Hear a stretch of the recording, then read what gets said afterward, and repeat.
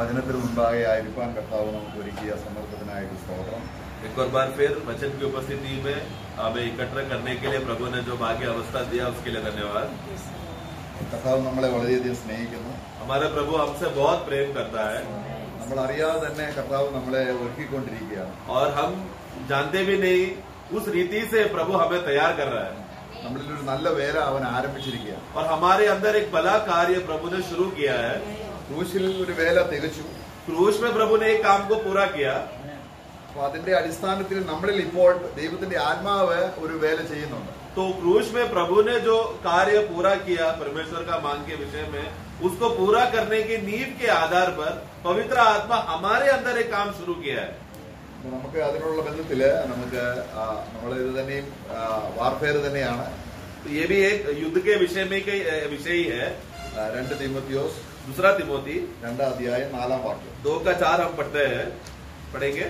जब कोई योद्धा लड़ाई पर जाता है तो इसलिए कि अपने भर्ती करने वालों को प्रसन्न करे, अपने आप को संसार के कामों में नहीं फंसाता. ഇവിടെ വായിച്ചപ്പോൾ ഇത് നമുക്ക് വേണ്ടിയൊന്നല്ല, ഈ സൈനികർക്ക് വേണ്ടിയാണ് എഴുതിയിരിക്കുന്നത് നമുക്ക് തോന്നുന്നില്ലേ? ऐसा पढ़ते समय ऐसा हमें लगता है कि ये तो सेनाओं के लिए लिखा है, जो युद्ध में जाते हैं सैनिक लोग, जो फौजी है उनके लिए लिखा है. ऐसा कभी कभी हम सोचेंगे. ആരാണ് ഇവിടെ പറയുന്നത്? യുദ്ധം ചെയ്യുന്നവനാണ് സോൾജിയർ അല്ലെ? तो जो युद्ध करता है वही सेना है, या फिर वो जवान है जो युद्ध करता है, सोल्जर है. അപ്പോൾ അവന് യുദ്ധസേവയ്ക്ക് വേണ്ടി ചീഫ് കമാൻഡർ അദ്ദേഹത്തെ സെലക്ട് ചെയ്യാൻ എൻറോൾ ചെയ്തു. അവന്റെ പേര് ആ യുദ്ധം ചെയ്യുന്നവരുടെ ലിസ്റ്റിൽ കൊണ്ടുവന്നു. അതാണ് വായിക്കുന്നത്. तो यहाँ पर अभी विषय क्या हो रहा है? अभी बहुत बड़ा युद्ध वहां पर ऐलान हुआ. युद्ध होते समय में जो अधिकारी है या जिस देश का अधिकारी है, वो अधिकारी कुछ लोगों को नियुक्त करता है कि ये जगह पर जाकर तुमको युद्ध करना पड़ेगा. तो उस सेना में भर्ती हुआ वो व्यक्ति क्या हो गया? उस जगह पर जाने के लिए वो चुन लिया गया है. അപ്പൊ ആ കൂട്ടത്തിൽ നമ്മളുണ്ടോ? उस चुनाव में हम है क्या? ഉണ്ടോ? है क्या? അങ്ങനെയാണെങ്കിൽ നമ്മളെ ആ പേര് എൻറോൾ ചെയ്ത് ആ വ്യക്തിയെ നമ്മൾ എന്ത് ചെയ്യണം? तो अगर जब युद्ध के लिए जब सेना अधिकारी ने युद्ध के लिए सेना को जब चुना और उसमें अगर हम हैं तो हमारी जिम्मेदारी क्या है? जिसने हमें चुना उसका सेवा करना है. അദ്ദേഹത്തെ പ്രസാദിപ്പിക്കണം. उसको हमें तृप्त करना है, उसको खुश करना है. അതാണ് യുദ്ധസേവ. वो है युद्ध का सच्चा सेवा. എന്നാൽ നമ്മള് വിളിച്ചവനെ പ്രസാദിപ്പിക്കാതെ, परंतु हम क्या करते हैं? जिसने हमें बुलाया युद्ध के लिए उसको हम खुश नहीं करते. നമ്മുടെ ജീവിതകാര്യങ്ങൾ വരുമ്പോൾ, परंतु हमारा जीवन का जरूरत की बातें आते समय में യുദ്ധസേവയ്ക്ക് വേണ്ടി വിളിച്ചവനെ ഓർക്കാതെ നമ്മൾ തന്നെ നമ്മുടേതായി നമ്മളെ പ്രസാദിപ്പിക്കുന്നു. तो हमें जिसने हमें युद्ध के लिए बुलाया था उस मालिक को हम लोग मन ना देते हुए हम अपने आप को प्रसादित करने, अपना इच्छा को पूरा करने के लिए हम जा रहे हैं. ഇതാണ് ഇവിടെ ആത്മീയ യുദ്ധം. നമ്മൾ അറിയാതെ പോകുന്നത് എന്താണ് യുദ്ധം നമ്മൾ അറിയുന്നില്ല. നമ്മൾ ആരെയാണ് പ്രസാദിപ്പിക്കുന്നത്? ജീവിതകാര്യങ്ങൾ വരുമ്പോൾ इस अवस्थे में क्या हो रहा है? युद्ध किस रीति से करना चाहिए करके वो बात में एक पर्दा, एक अंदर धुंधलापन आ जाता है. हम लोग युद्ध किसके लिए कर रहे हैं? तो ऐसा परिस्थिति में आते समय में हमारा स्वयं का परिस्थिति में इच्छा अभिलाषा पूरा करने के विषय में आते समय में हम युद्ध को भूलकर या हमारा मालिक को भूलकर स्वयं की बातों में चले जाते हैं. നമ്മളെ ഇതിനകത്ത് എൻറോൾ ചെയ്തവൻ, ഈ യുദ്ധത്തിന് വിളിച്ചവൻ നമ്മുടെ എല്ലാ കാര്യവും നോക്കാൻ തക്കവണ്ണമുള്ള കഴിവുള്ളവനാണ്. ആ പരിജ്ഞാനത്തിലാണ് നമ്മളെ വിളിച്ചിരിക്കുന്നത്. जिस मालिक ने हमें युद्ध के लिए बुलाया वो सेनापति का खासियत क्या है? एक बार अगर हम लोग भर्ती हो गए तो वो हमारा सेनापति इतना होशियार है, इतना समझदार है और इतना धनवान है कि वो हमारा सब जरूरत बातों को पूरा कर सकता है. ऐसा उनके पास काबिलियत है.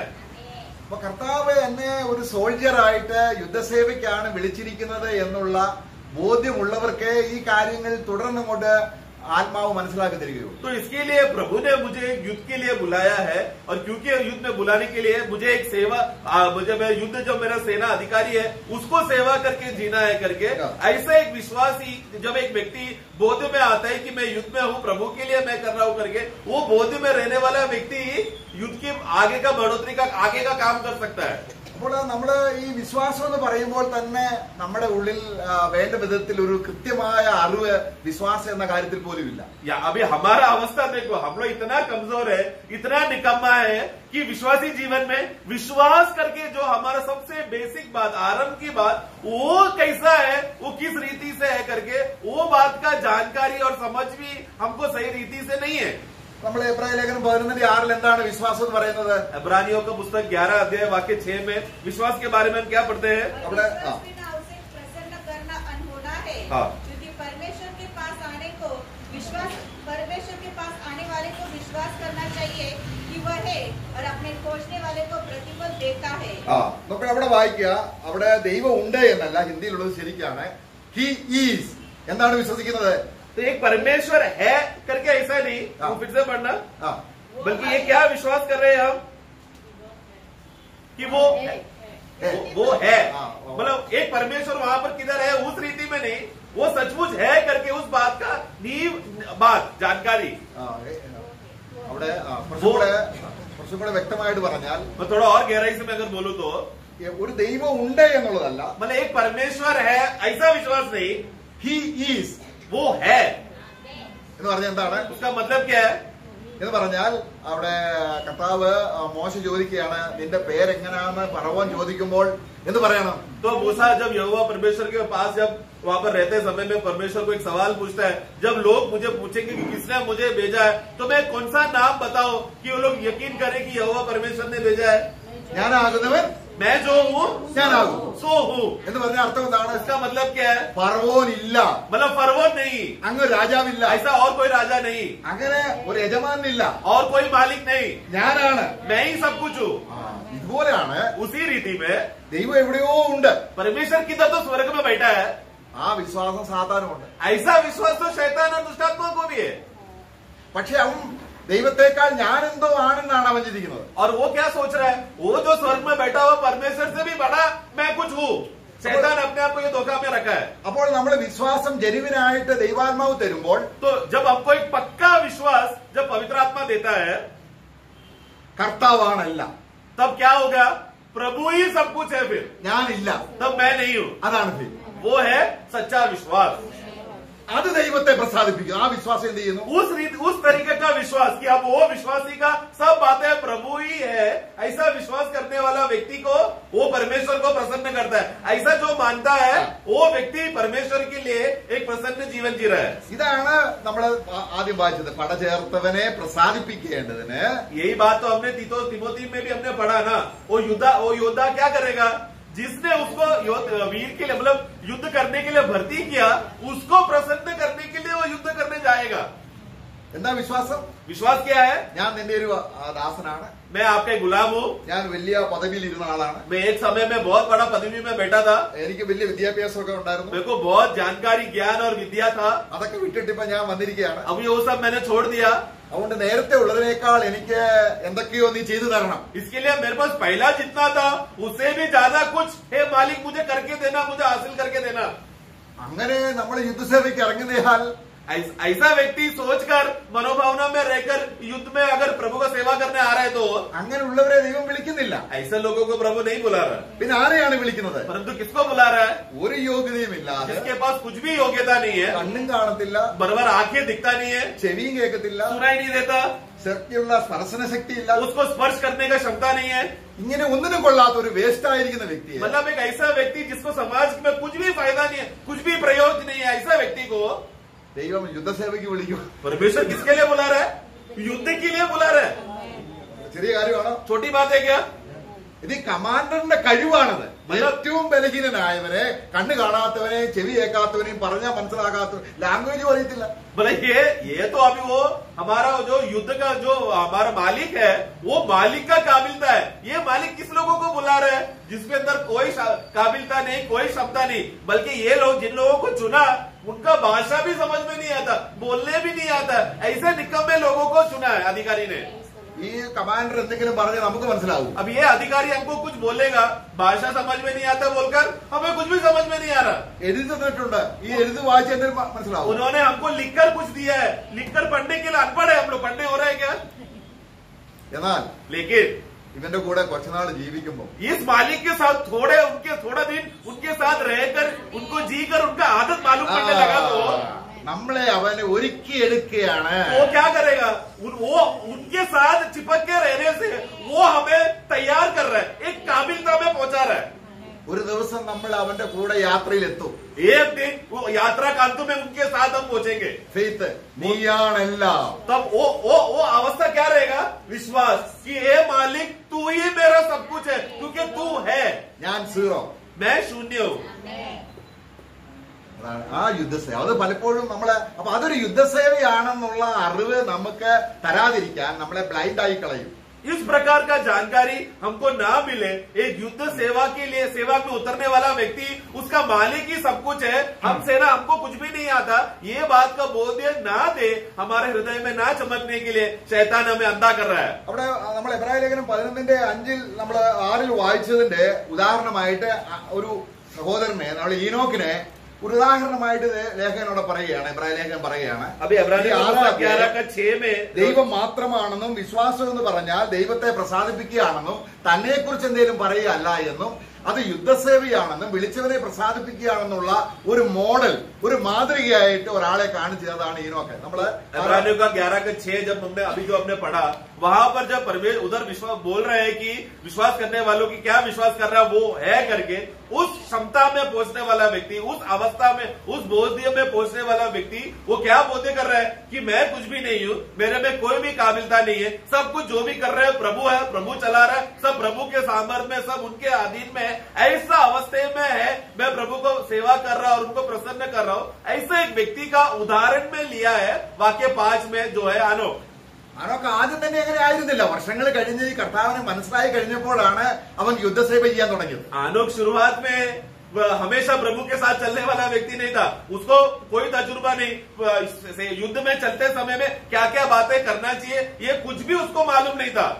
അവിടെ നമ്മളൊരു പ്രത്യേക പദം പറയുന്നുണ്ട്. वहां पर एक खास शब्द वहां पर कहा गया है, विश्वासी से हनोक उठा लिया गया कि मृत्यु को न देखे. ദൈവം എടുത്തുകൊണ്ടതിനാൽ കാണാതെയായി എന്ന് പറയുമ്പോൾ ഒരു ദിവസം അവനെ ഭൂമിയിൽ കാണാതായി എന്നുള്ള അക്ഷരീയ അർത്ഥമാണ് നമ്മൾ എടുക്കുന്നത്. तो एक दिन वो अचानक नहीं दिखा, मतलब विश्वासी से चलने की वजह से एक दिन प्रभु ने उठा लिया, फिर वो दिखा नहीं. हम लोग वो वाक्य पढ़कर क्या सोचते हैं? एक दिन दुनिया से गायब हो गया, दुनिया में दिख रहा नहीं है, അതല്ല. परंतु वो अर्थ नहीं है. ആദ്യം അത് ഹാനോക്ക് ദൈവത്തോട് കൂടെ നടന്നപ്പോൾ ഇദ്ദേഹമായിരുന്നു പ്രധാനം, ദൈവം പുറകെ വരുക. पहला आनोक का शुरुआती जीवन में क्या था? वो जब प्रभु के साथ चलते समय में आनोक का जीवन की खासियत क्या था? आनोक हमेशा आगे चलता था, परमेश्वर पीछे पीछे आता था. तो वो खुद ही एक परमेश्वर के जैसा, मैं मुझको सब कुछ मालूम है बोलकर ऐसा वो आगे चलता था. എനിക്ക് ഭാര്യയുണ്ട്, मेरे पास पत्नी है, മക്കളുണ്ട്, बच्चे हैं, എന്നെ നീ കരുതണം, आप मुझे संभालना, എന്നെ നീ സ്നേഹിക്കണം, आप मुझे प्रेम करना. കർത്താവ് എല്ലാം മൂളി കെട്ടുകൊണ്ട് പോവുക. और परमेश्वर हाँ ठीक है कर रहे हैं. എന്നാൽ तभी परंतु ഇങ്ങനെ പോയപ്പോൾ അദ്ദേഹത്തിന് മനസ്സിലായി കർത്താവ് എന്തോ പറയുന്നു, ഒന്നും പുള്ളി കേൾക്കുന്നില്ല. अभी वो आगे चल के जा रहा है, परमेश्वर पीछे से कुछ बातें बोल रहा है. आनों को एक बात समझ में आया, मैं आगे तो चल रहा हूँ, परमेश्वर पीछे से कुछ बोल रहा है, मुझे सुनाई नहीं दे रहा. അപ്പോൾ എനിക്ക് കേൾക്കണമെങ്കിൽ ആദ്യം കർത്താവിനെ മുമ്പിൽ നിർത്തണം. तो अगर सुनना है तो सबसे पहला प्रभु को आगे आना पड़ेगा. അപ്പോൾ സംഗതിയെല്ലാം മാറി. तो अगर प्रभु को आगे आना है तो सब बातें, अभी परिस्थिति बदल गया. ഇപ്പോൾ ആരെങ്കിലും നോക്കുമ്പോൾ अभी कोई भी देखता है तो ആനോക്കില്ല, आनोक नहीं है, ആനോക്കിനെ ദൈവം മറച്ചു കളഞ്ഞു. क्योंकि आनोक को परमेश्वर ने आनोक को ढक दिया. അവരെ എടുത്തുകൊണ്ടതിനാൽ കാണാതായി എന്ന് പറഞ്ഞാൽ मतलब उसको उठा लिया, इसके लिए वो दिख रहा नहीं है, उसका मतलब ആര് നോക്കിയാലും ഹാനോക്കില്ല, കർത്താവിനെയാ കാണുന്നത്. क्योंकि जो भी आनोक को देखता है तो वो आनोक को नहीं दिख रहा है, प्रभु को दिख रहा है. Praise the Lord. मतलब उस आनोक में प्रभु दिख रहा है. അതാണ് യുദ്ധസേവ. वो है सच्चा युद्धवीर जो युद्ध के लिए सेवा में उतरता है. നമുക്ക് അങ്ങനെയുള്ള യുദ്ധസേവയാണോ നമ്മൾ ചെയ്യുന്നത്, അതോ क्या इस रीति से युद्ध का सेवा हम लोग कर रहे हैं क्या, जहाँ पर प्रभु प्रकट हो रहा है और हम नहीं? അതെ, ദൈവം അവനെ ഒരു ദിവസം എടുത്തു കാണാതായി, ശരിയാണ്. ये तो सच है कि एक दिन प्रभु ने उसको उठा लिया, फिर भूमि में वो दिखा नहीं, वो सत्य है. പക്ഷെ തന്റെ ആയുസ്സിൽ 300 വർഷം അവനില്ല. परंतु उसका साल का 300 साल जब वो जीते समय में वो 300 साल प्रभु के साथ चला, वो 300 साल आनोक नहीं था. ആ വിശ്വാസം ദൈവത്തെ പ്രസാദിപ്പിച്ചു. वो विश्वास कि प्रभु ही सब कुछ है, मैं कुछ नहीं है, वो किसको प्रसन्न किया? परमेश्वर, प्रभु को प्रसन्न किया। അപ്പൊ എങ്ങനെയാണ് ഹാനോക്ക് യുദ്ധസേവ ചെയ്തത്? അല്ലെങ്കിൽ തീമോഥെയോസിനോട് കർത്താവ് പറയുന്നത് ഇതേ അർത്ഥത്തിലാണ്. तो आनोक ने कैसा युद्ध का सेवा किया, यही अर्थ में तिमोथी से भी बोला जा रहा है। അപ്പൊ നമുക്ക് കുറച്ചും കൂടെ വ്യക്തമായിട്ട് थोड़ा और अर्थ के लिए യുദ്ധസേവ ചെയ്യണമെങ്കിൽ കമാൻഡർ എന്ത് പറയുന്നു എന്ന്, ആ മുൻനിരയിൽ നിൽക്കുന്ന ആ ചീഫ് കമാൻഡർ എന്ത് പറയുന്നു എന്ന് പുറകിലുള്ള സോൾജിയറിന് ആ ഒരു കമ്മ്യൂണിക്കേഷൻ ബന്ധം ഉണ്ടാകണം. तो इसके लिए युद्ध में जब हम निकलते समय में वो युद्ध करने वाला सेना, उसका सामने रुका हुआ मालिक या सेनापति उसको क्या आदेश दे रहा है या क्या बात कर रहा है, उस विषय में जानने के लिए एक संगति और सहभागिता होना जरूरी है। അപ്പൊ ഇവിടെ അതിന് നമ്മളെ സഹായിക്കുന്നതാണ് പ്രധാനമായും നമ്മുടെ മനസ്സാക്ഷി. കാരണം നമ്മൾ വീണ്ടും ജനിച്ച ഒരു വ്യക്തിയെ മാത്രമേ ദൈവം യുദ്ധസേവയ്ക്ക് വേണ്ടി വിളിക്കുന്നുള്ളൂ. तो उसके लिए खास रीति से एक व्यक्ति को जो वो बात मदद करता है प्रभु का बातें सुनने के लिए, वो व्यक्ति का है विवेक। मतलब परंतु वो कब होगा? एक व्यक्ति का जब नया जन्म होता है, नया जन्म में जब उसको नया आत्मा मिलता है, उस नया आत्मा में है उसका विवेक में ऐसा क्षमता आता है कि वो प्रभु की बातों को समझकर उसके साथ संगति कर सकता है। കർത്താവ് നമ്മെ വിളിച്ചുവെങ്കിലും प्रभु भले ही हमको बुलाया हो, നമ്മളെ എന്തെങ്കിലും ചെയ്താൽ കർത്താവ് ഇത് നിനക്ക് പ്രസാദമാണോ ഇഷ്ടമാണോ എന്ന് ചോദിക്കാറില്ല. हम लोग अभी प्रभु ने हमको बुलाया, बुलाते वक्त हम लोग प्रभु के लिए कुछ काम कर रहे हैं, काम करते वक्त हम लोग कभी ऐसा नहीं बोलते प्रभु आज मैंने ऐसा काम किया, मैंने ऐसा काम किया तो आप खुश है क्या, आप प्रसन्न है क्या, ऐसा कोई बोलते नहीं हम। നമ്മൾ എന്ത് ചെയ്യുന്നു? हम क्या कर रहे हैं? പെട്ടെന്ന് നമ്മുടെ ജീവന കാര്യങ്ങളിൽ കർത്താവ് ഇടപെടാൻ പറയുന്നു. हम लोग क्या करते हैं? हमारे जीवन का रीति और जो आदतें जो जीवन में हम जी रहे जिंदगी में, उस जिंदगी में प्रभु आप कार्य करो बोलकर मदद के लिए हम पुकारते हैं। നമ്മൾ കർത്താവോട് പറയാം നീ എന്നെ സേവിക്ക്. प्रभु को हम क्या बोल रहे हैं? आप मेरा सेवा करो, ഞാൻ പറയുന്നത് നീ കേൾക്ക്. क्योंकि मैं जो बोल रहा हूँ आप सुनो। അപ്പോൾ വരുമ്പോൾ നമ്മുടെ വിശ്വാസം വളരെ വീക്കായി പോവുകയാണ്. കാര്യം എന്താണ്? ऐसा अवस्थे में क्या हो गया? वो व्यक्ति का विश्वास बहुत कमजोर हो गया है। നമുക്ക് ഒരു വിശ്വാസ ജീവിതം നയിക്കാൻ കഴിയുന്നില്ല. ऐसा व्यक्ति को विश्वासी जीवन जीने नहीं हो पा रहा। നമ്മൾ തീമോഥെയോസ് ലേഖനത്തിൽ ഈ കാര്യങ്ങൾ പറയുമ്പോൾ इसी विषय में तिमोथी को पुस्तक में जब हम पढ़ते हैं, നമ്മള് അതിന്റെ 1 തീമോഥെയോസ് 1:19 വാക്യം, पहला तिमोथी 1:19, ഇവിടെ और विश्वास और उस अच्छे विवेक को थामे रहो जिसे दूर करने के कारण कितनों का विश्वास ഇവിടെ നമ്മൾ ഒരു കാര്യം പറയുകയാണ്. यहाँ पर एक बात कहता है, ഒരു നല്ല മനസ്സാക്ഷി ഉണ്ടെങ്കിൽ മാത്രമേ एक വിശ്വാസം അല്ലെങ്കിൽ കർത്താവിനെ പ്രസാദിപ്പിക്കുന്ന വിശ്വാസം വരികയുള്ളൂ. നമ്മൾ വിശ്വാസം എന്ന് പറയുമ്പോൾ എന്താണ്? तो यहाँ पर विश्वास और एक अच्छा विवेक करिए, कौन सा विश्वास है हमें समझना है। ये विश्वास को कायम करना है तो एक अच्छा विवेक होना जरूरी है। जिसके पास एक अच्छा विवेक है उसके पास एक ऐसा विश्वास रहेगा जो परमेश्वर को प्रसन्न कर सकता है। विश्वास का विषय क्या है? कि परमेश्वर प्रसन्न होना चाहिए, ऐसा विश्वास रहना चाहिए। അപ്പം കർത്താവ് നിനക്കത് പ്രസാദമായോ ഇല്ലയോ എന്ന് എങ്ങനെ നമ്മൾ അറിയും? तो अभी हे प्रभु आप ये मैंने जो काम किया उसमें आप प्रसादित है, आप खुश है, तृप्त है करके हमें कैसा मालूम? ഇവിടെയാണ് മനസാക്ഷിയുടെ റോള്. यहाँ पर है विवेक का काम।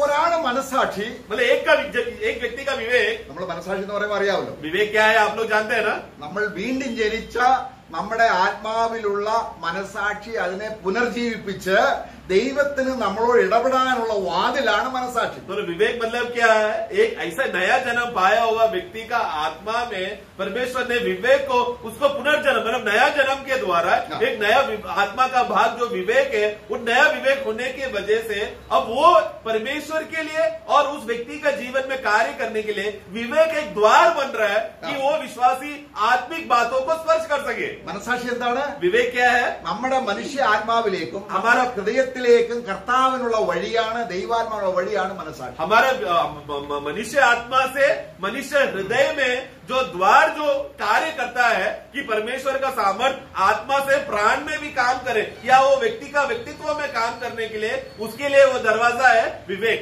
ഇവിടെ ചില സഹോദരന്മാർ എന്ത് ചെയ്തു? यहाँ पर क्या हो गया? कुछ विश्वासी लोग का अवस्था क्या हो गया? जहाज डूब गया। നല്ല മനസാക്ഷി उन लोग ने अच्छा विवेक को തള്ളിക്കളഞ്ഞു. ठुकरा दिया। എന്ന് പറഞ്ഞ അർത്ഥം എന്താണ്? मतलब क्या है? ഞങ്ങൾക്ക് ഇനി കർത്താവിന് ഒന്നും കേൾക്കണ്ട, अभी हमको प्रभु से कुछ सुनने का जरूरत नहीं है, ഞങ്ങൾ പറയുന്നത് അങ്ങോട്ട് കേൾക്കും. हम जो बोलेंगे वो आप सब सुनो। ഇപ്പം പറയുമ്പോൾ അർത്ഥം എന്താണ്? ऐसा बोल रहे तो फिर क्या अवस्था है? ദൈവം മനസാക്ഷി എങ്ങനെയാണ് സെൻസിറ്റീവ് ആക്കി प्रभु ने कैसा हमारे विवेक को एकदम सेंसिटिव, एकदम सौम्य बनाया। ദൈവഹിതത്തിന് എന്തെങ്കിലും വിരുദ്ധമായി നമ്മളിൽ വന്നാൽ ഉടനെ ഈ മനസ്സാക്ഷി ശബ്ദം ഉണ്ടാക്കും. അതാണ് മനസ്സാക്ഷി, ജീവിക്കുന്ന മനസ്സാക്ഷി. परमेश्वर का इच्छा क्या है, परमेश्वर का हित क्या है, उसमें से एक छोटा भी बात में अगर हमने कुछ गलती किया या टेढ़ा मेढ़ा अगर हम लोग हो गया, तुरंत हमारा विवेक क्या करेगा, आवाज उठाकर बोलेगा तूने प्रभु के इच्छा के खिलाफ बात किया है। छोटा ही कदम रहेगा लेकिन तुरंत विवेक कार्य करेगा। അത്രത്തോളം മനസ്സാക്ഷി സൗണ്ട് അല്ലാത്തവരിൽ, परंतु जिस मतलब वो किसके विवेक है, जो सचमुच उसका विवेक एकदम सौम्य और नम्र, मतलब छूने से ही मालूम पड़ जाएगा। परंतु जिसका विवेक कठोर है तो അവർ വചനം വായിക്കുമ്പോൾ അവർക്ക് അത് വെളിപ്പെടും. तो अगर विवेक अगर सही समझ में नहीं आ रहा तो क्या, वचन उसको मदद करेगा। वचन पढ़ने से उनको बातें समझ में आने लगेगा। ഞാൻ കർത്താവിനെ പ്രസാദിപ്പിക്കാതാണ് അത് ചെയ്തത്. मैंने वचन पढ़कर बोलेंगे, विवेक का बोध समझकर तुरंत बोलेगा मैंने प्रभु को प्रसन्न नहीं किया। വേദപുസ്തകമേ വായിക്കത്തില്ലെങ്കിൽ പിന്നെ കർത്താവ് സംസാരിക്കുന്നത് എങ്ങനെ നമ്മൾ മനസ്സിലാവും? अगर वो एक विश्वासी वचन ही नहीं पढ़ रहा है तो परमेश्वर उससे क्या बोल रहा है या क्या बात कर रहा है करके कैसे समझ में आएगा? मतलब उसका विवेक का कठोरता देखो। ദൈവം ഉപയോഗിക്കുന്ന മനസ്സാക്ഷി ആയി കഴിഞ്ഞാൽ, मतलब जिस विश्वासी का विवेक परमेश्वर उपयोग कर रहा है, ऐसा एक विश्वासी बन गया तो യജമാനെ സേവിക്കാൻ തുടങ്ങുമ്പോൾ, मतलब वो मालिक का सेवा कर रहा है। ഒരു ദിവസം വചനം വായിച്ചില്ലെങ്കിൽ അവന് ഉറക്കം വരുന്നില്ല. मतलब ऐसा विश्वासी जो प्रभु के हाथ में हमेशा है, उसको एक दिन बाइबल नहीं पढ़ेगा तो वो तड़पेगा। കാരണം അവന്റെ മനസ്സാക്ഷി കുത്തുകൊണ്ടു. क्योंकि उसका विवेक में ठेस पहुंचा, वो दर्द हो रहा विवेक में। എങ്ങനെയാണ് ദൈവം ഇടപെടും? कैसा तो प्रभु कार्य करेगा? കാര്യം എന്താണ്? कारण क्या है? കർത്താവ് യുദ്ധസേവ ചെയ്യുമ്പോൾ, क्योंकि प्रभु जब युद्ध का सेवा करते समय में കർത്താവിന് പ്രസാദമില്ലാത്തത് ചെയ്തു എങ്കിൽ, अगर हम जो युद्ध के लिए सेवा करने निकले हैं, हम सेवा करते समय में प्रभु को प्रसन्न करने वाला बात नहीं किया तो നമ്മുടെ മനസ്സാക്ഷിയിൽ हमारा विवेक में ഇതായി. क्या हो गया? वो स्पर्श होगा, एहसास होगा कि कुछ गलत किया है। അപ്പൊ നമ്മൾ എന്ത് ചെയ്യുന്നു? तब हम क्या करते അതേ हैं? കർത്താവേ, हे നമ്മൾ प्रभु। ഉടനെ അനുസരിക്കുന്നു.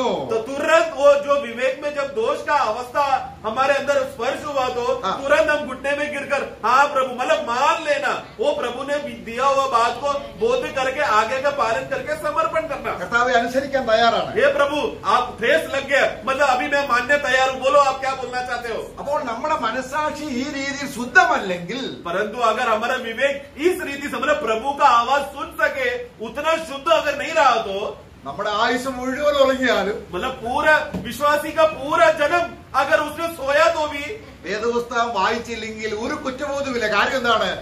मतलब जो നല്ല മനസ്സാക്ഷി തള്ളിക്കളഞ്ഞു. अगर वो एक विश्वासी ठंडा है तो पूरा जिंदगी भर उसने बाइबल पढ़ा भी नहीं रहेगा तो उसको टोकने के लिए कुछ भी स्पर्श उसको होगा नहीं। क्यों? क्योंकि अच्छा विवेक को उसने ठुकरा दिया।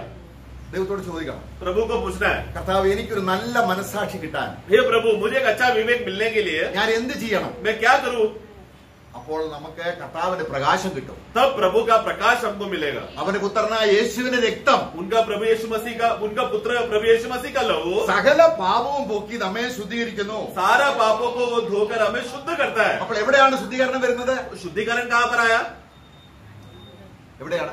कहाँ पे? अंदर अंदर नहीं, मतलब कहाँ पे? अंदर मतलब कहाँ पे? വിവേകിലാണ്. आत्मा का भाग का विवेक में। അങ്ങനെ മനസ്സാക്ഷി അലർട്ടായിരുന്നാൽ, इस रीति से हमारे शुद्ध होने की वजह से हमारा विवेक फिर अलर्ट हो गया, जागरूक हो गया। वो ഹോളി സ്പിരിറ്റ് ആണ് നമ്മുടെ മനസ്സാക്ഷിയെ ഉണർത്തുന്നത്. फिर क्या, तो मतलब पवित्र आत्मा है जो हमारे विवेक को, हमारा आत्मा को जागरूक करता है। നമ്മൾ കർത്താവ് സംസാരിക്കും, നമ്മുടെ അടുക്കൽ വരുന്നതൊക്കെ പെട്ടെന്ന് നമ്മൾ തിരിച്ചറിയും. ऐसा जागरूक हुआ जिसका विवेक रहेगा, जैसे ही प्रभु उसका निकट है वो व्यक्ति को मालूम पड़ जाएगा प्रभु निकट है, मुझसे बात कर रहा है करके। ദൈവത്തിന്റെ സാന്നിധ്യം തിരിച്ചറിയുന്നത് മനസ്സാക്ഷിയിലൂടെയാണ്. मतलब प्रभु का उपस्थिति समझने के लिए मदद कौन करता है? हमारा एक अच्छा विवेक। इसके लिए अच्छा विवेक होना जरूरी है। അപ്പോൾ നമ്മുടെ ഹൃദയം എന്ന് പറഞ്ഞാൽ, परंतु हमारा हृदय जो है, നമ്മുടെ ആത്മാവ് ദൈവം തന്നതാണ്. आत्मा जो है परमेश्वर ने दिया है। നമ്മുടെ ഹൃദയം എന്ന് പറയുന്നത്, ഈ സോൾ എന്ന് പറയുന്നത് ഇവിടെ പാപിയിൽ നിന്ന് ജനിച്ചതാണ്. और जो प्राण, जिसको हम हृदय भी बोलते हैं या प्राण भी बोलते हैं, वो मनुष्य जब हम लोग जन्म लिया, वो जन्म से मिला हुआ बात है प्राण। ഇത് നമ്മുടെ ഹൃദയത്തെ കുറിച്ച് വാസ്തവം നമുക്ക് അറിയത്തില്ലൊന്നും. तो इसके लिए हमारा हृदय कितना कठोर है करके, कितना परमेश्वर के विरुद्ध है करके, ये बात हम प्राणी हम नहीं जानते। നമ്മുടെ ഹൃദയത്തിൽ ഗുപ്തമായിരിക്കുന്ന പല രഹസ്യങ്ങളും ഉണ്ട്. हमारे हृदय में बहुत से गुप्त में, रहस्य में छुपा बातें हैं जो परमेश्वर के खिलाफ है। അതെല്ലാം എടുത്ത് ക്രിസ്തുവിനെതിരെ ആയുധമാക്കാതിരിക്കാൻ ये बातों को शैतान क्या कर रहा है? समय समय पर हमारा हृदय को हथियार बनाकर परमेश्वर के खिलाफ इस्तेमाल कर रहा है। ऐसा ना करने के लिए മനസ്സാക്ഷി വഴി विवेक के द्वारा നമ്മുടെ ഉള്ളിലിരിക്കുന്നത് ഓരോന്ന് പടിപടിയായി കർത്താവ് കാണിച്ചത്. हमारे हृदय में छुपा हुआ सब प्रकार का रहस्य, जो बातें जो बड़े बड़े जो पहाड़ जैसा बन के रखा है, वो सब बातों को धीरे धीरे प्रभु प्रकट करके उसको बाहर निकालता है। അപ്പൊ കാണിച്ചു തരുമ്പോൾ तो जब प्रभु बता के देता है, ദൈവം റിപ്രൂവ് ചെയ്യുമ്പോൾ ശാസിക്കുമ്പോൾ प्रभु जब हमको ताड़ना देगा या प्रभु जब हमको डांटेगा, പെട്ടെന്ന് അനുസരിക്കണം. तुरंत हमें आज्ञाकारी होना है। എന്തിനാ ജീവ മരണം വരെയും ഇനി കാണിച്ചു തരാൻ കിടക്കുകയാണ് ഇങ്ങനെ. ऐसा क्यों प्रभु ऐसा शुरुआत से ही हमें आज्ञाकारी होना है? क्योंकि हमारा जीवन का मृत्यु तक प्रभु हमको बात सिखाते रहेगा और मृत्यु तक हमको आज्ञाकारी होना है। शुरुआत में ही अगर देरी करेगा तो अंत में भी देर होगा। കാരണം സഭയെ വെളിപ്പെടുത്തുമ്പോൾ क्योंकि जब प्रभु मंडली को प्रकट करेगा, വിശുദ്ധിയും നിഷ്കളങ്കയുമായിട്ട് വേണം. वो लोग पवित्र और निष्कलंक रीति से सबके सामने प्रकट करना है। അതിനെ ആത്മാവ് വഴിയാണ് നമ്മളെ ദൈവം ഇടപെടുന്നത്. तो वो आत्मा का द्वारा है हमारे अंदर कार्य करता है। നമ്മുടെ ഹൃദയം എങ്ങനെയാണ്? ഒരു പാപിയുടെ ഹൃദയം അല്ലെങ്കിൽ വിശ്വാസിയാണെങ്കിലും ഹൃദയം എങ്ങനെയാണ്? एक व्यक्ति, एक मनुष्य का हृदय कैसा है? भले वो विश्वासी क्यों ना हो, हृदय कैसा है? അത് കടല് പോലെ ആഴമുള്ളതാണ്. मतलब वो समुद्र के जैसा गहरा है।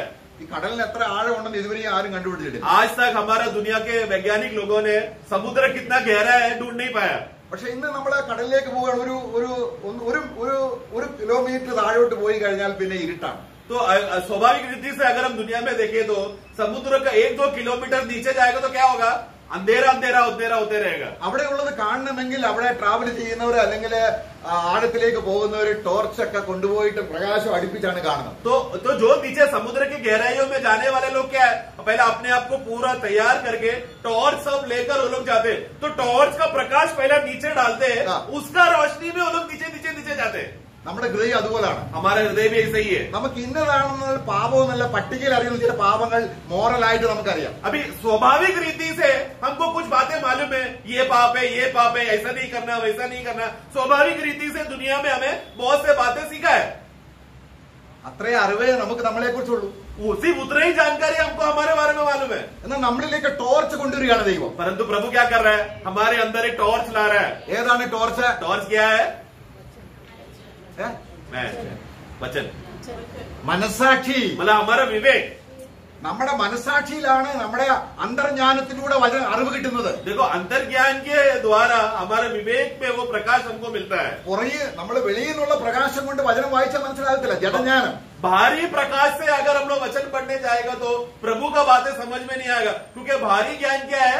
पाप में शारीरिक प्रकृति का स्वभाव है, उसे हम वचन पढ़ के आदत हो गए हैं।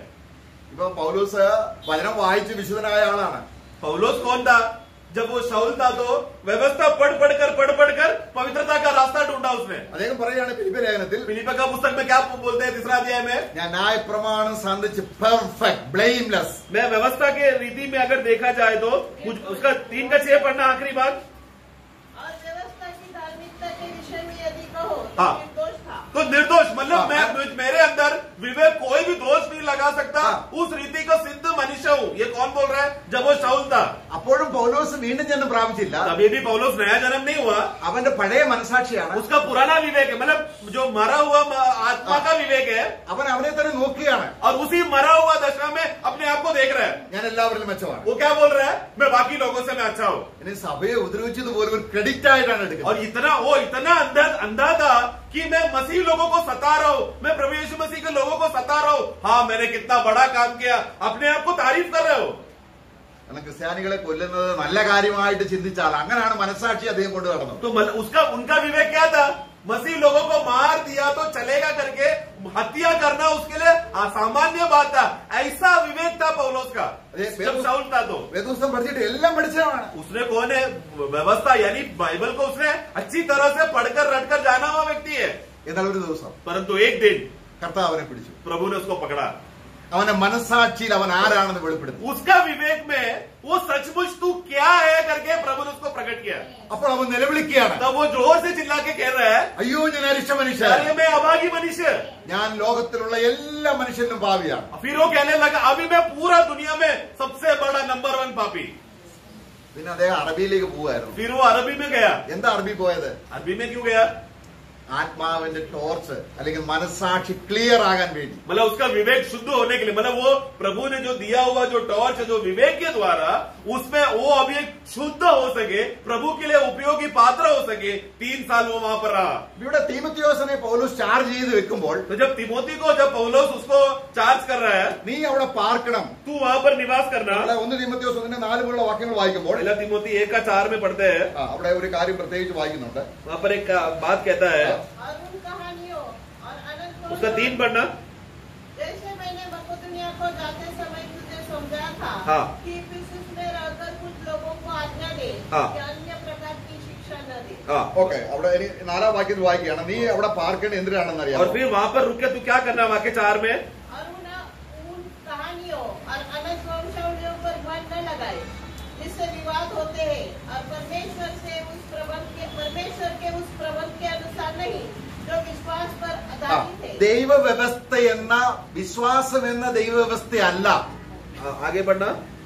वैसे हो फिर भी कहता हूँ आज्ञा का सारांश यह है हाँ। कि शुद्ध मन और അവിടുത്തെ ആ ഒരു word dispensation of God which is in faith. ദൈവത്തിന്റെ വ്യവസ്ഥ, ദൈവത്തിന്റെ പകർച്ച, ഡിസ്പെൻസേഷൻ എന്നുള്ള പദമുണ്ട് അവിടെ. 4 का आखिरी पढ़ना. परमेश्वर की ഗോൾഡി എഡിഫിക്കേഷൻ. ഓക്കെ, എഡിഫിക്കേഷൻ ആണ്.